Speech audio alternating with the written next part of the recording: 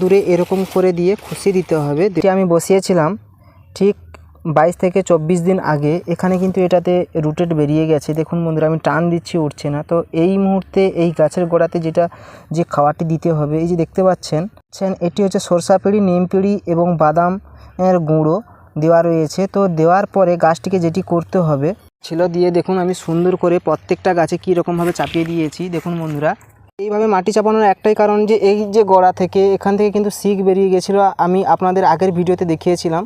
তো শিক বেরিয়ে যাওয়ার কারণে আমি তাই এই গাছ থেকে এতটা দূরে আমি খাবারটা দিয়েছি। দেওয়ার পরে আমি মাটিগুলোকে এরকম মানে উলট পালট করে সুন্দর করে দিয়ে আমি চাপিয়ে দিয়েছি। ফ্রুট সিজন, তো গাছের দেখতে পাচ্ছেন কত কুশি বেরিয়েছে দেখুন বন্ধুরা।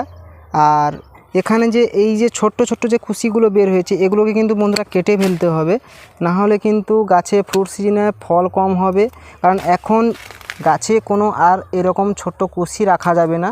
পাচ্ছেন এটা সেই চিকু, হলো স্টিকি স্ট্র্যাপস পদ্ধতিতে ড্রাগন চাষ করে, তো তাদের এটা খুবই জরুরি। হ্যাঁ, তো এটা নিয়ে আমি বিস্তারিত ভিডিও আনবো পরবর্তী।